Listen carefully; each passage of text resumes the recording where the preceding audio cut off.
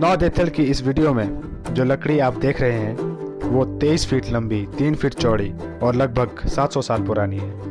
यह लकड़ी सराज के जाओ गांव के जौल डायनेस्टी के पूर्वजों की धरोहर है।